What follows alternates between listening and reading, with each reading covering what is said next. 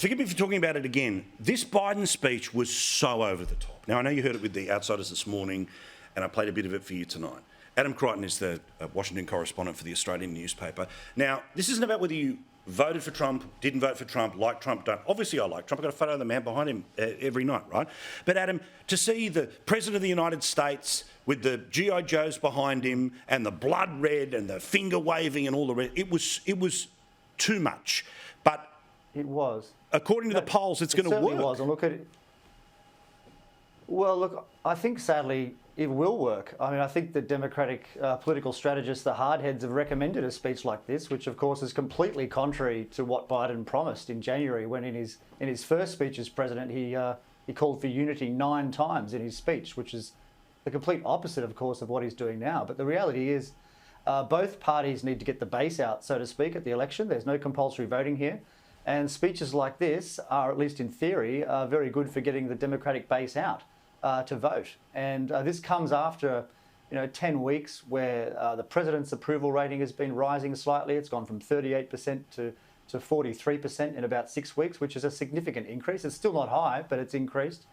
And most polls now suggest that the Democrats are likely to hold the Senate. So it's been a good summer over here for the Democrats, but in terms of the long-term damage of speeches like this, we don't know yet. But we saw last night from former President Trump that he called it the most vicious and the most aggressive president ever delivered by, speech ever delivered by a US president. And look, I mean, he'd have to be right. I don't know whether it's the most, but it's certainly up there. Like, I always hate the modern civil war talk because, as Bill Maher says, it's not state versus state, it's neighbour versus neighbour, it's person from one side of the street, it's husbands and wives. Like the divide is everywhere and in everything. But we took a step in the wrong direction with that sort of stuff. But we're doing it because Biden can't run on his record. What's he going to say? I've spent trillions of dollars, banged up inflation, gone soft on the southern border. I mean, what's he going to do? Best the feather in his cap is I paid off a whole bunch of people who are already going to vote for me their student loans. That's it. Well, look, I think that's right.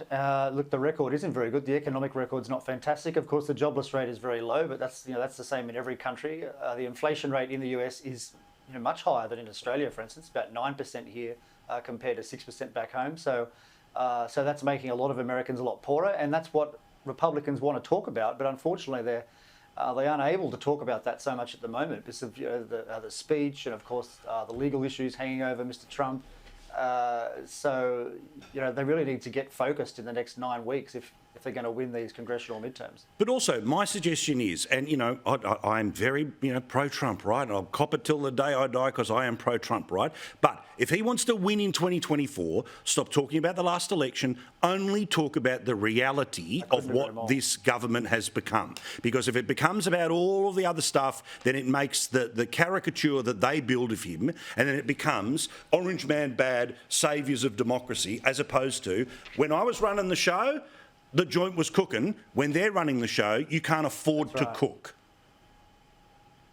And the worrying thing now too in the US is it's kind of veering South America style. When the Republicans retake power, they're going to have a series of inquiries into Democrats. It's just going to go on and on and on forever. And this is really bad for the US. And speeches like the president certainly don't help. I mean, to be fair, Trump uses a lot of ridiculous rhetoric sometimes too about the other side. So there's fault on both sides. But when you're president, it's a higher standard, and I really think that Biden shouldn't have given that speech. Well, and that's the thing. I mean, again, for Trump to win just that little bit more, he needs to show some degree of, I've learnt my lesson while being in the off-season, to get a few more of those suburban mums, a few more of those independents, and if he can, he'll get there. I've got 30 seconds, so finish this off here, mate. Well, it's just worth pointing out that Biden tried to make out as if the MAGA movement's a very small share of Republicans, but most surveys show at least 80% of them still want Trump as their candidate in 2024. So it's still a very big movement. Yeah, correct. Well done, sir, mate. You can host any time. You know how to time out. I appreciate it. Thank you very much for reading stuff.